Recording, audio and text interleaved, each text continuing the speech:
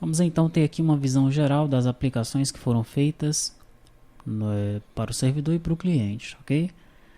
Observe os pré-requisitos para esse módulo, né? Você precisa assistir primeiramente o vídeo de apresentação, que está disponível na área do participante, os vídeos do DVD Cadastros Base e os vídeos adicionais do Cadastros Base que foram inseridos lá no ambiente AD. Se você ainda não viu esses vídeos, então pode parar por aqui e assista os primeiro, tá? Porque lá as coisas são explicadas em mais detalhes, né? Que nós não vamos entrar no detalhe, ok? No detalhe de desenhar uma janela, né? No detalhe de informar, mostrar como é que cria o WCF, o serviço do zero.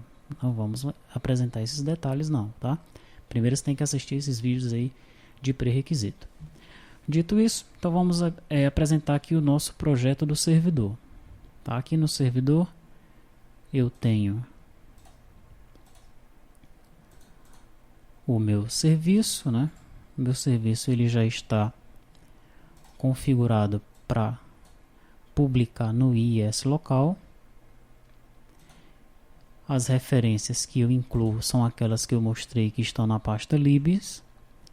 Em model eu ponho os meus DTOs e os meus HBMs. Um DTO representa uma tabela. Um HBM é utilizado pelo Hibernate para fazer o mapeamento objeto relacional. Esse objeto equivale a essa tabela. Esse atributo do objeto equivale a esse campo na tabela. Tá? Então é necessário criar um HBM para cada DTO. Em caso de janelas mestre e detalhe, o DTO dessa janela possui uma lista do DTO que é filho dele. Tá?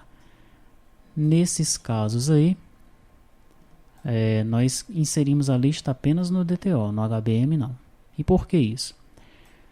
Nós temos aqui uma interface, essa IDAL, que declara os métodos que nós utilizamos para persistir e consultar dados na base.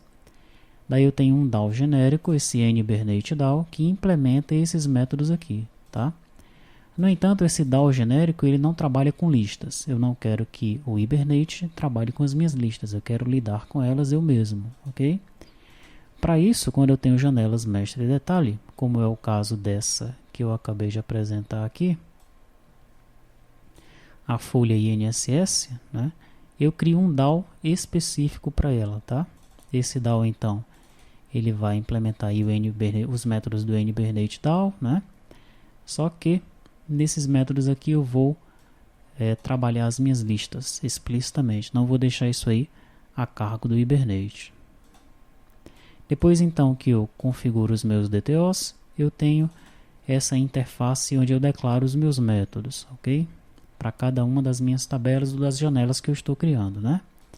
Então eu tenho, por exemplo, aqui folha parâmetros, declaro os métodos, né? São 4 os principais, exclusão, atualização e 2 de consulta, onde um deles faz aí a paginação, tá? E a minha classe de serviço, né, onde eu implemento os métodos que estão declarados na interface, né? Então ela implementa aqui a interface e eu implemento todos os métodos aqui, tá? Método de exclusão, de atualização e os 2 métodos de seleção. Esse é então o meu servidor, né? Executei o servidor, publiquei, ele já está disponível no IIS. Na minha aplicação cliente, eu tenho que apontar para o meu serviço, né? Como já foi mostrado naqueles vídeos de pré-requisito que eu mencionei. Nas referências eu aponto para aquelas DLLs que estão na pasta lib e uma a mais, que é a Ribbon Controls, né? Nós estamos usando Ribbons aqui nesse projeto. Eu tenho uma pasta Command com uma classe de infraestrutura, uma pasta imagem com as imagens que vêm sendo utilizadas aí nos módulos de C# e uma pasta imagens, são as imagens que eu uso ali no Ribbons, tá? Tenho uma pasta model, essa pasta model ela tem uma classe com métodos de pesquisa, né? Então a ponte entre a janela e a Search Window é essa classe aqui que tem os métodos de pesquisa, tá? Tem uma pasta útil com classes de infraestrutura, tem uma pasta View onde estão as minhas janelas, né? Na raiz da view eu tenho a janela principal, onde está aí o meu ribbon. Essa parte dentro do ribbon vai instanciar a minha folha principal.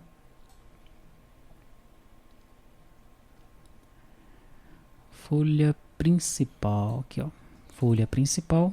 E é nessa folha principal, que é um tab control, onde eu instancio todas as minhas abas, né? Essas abas são instanciadas na view model principal, onde estão aqui as minhas regras de negócio do lado do cliente, tá?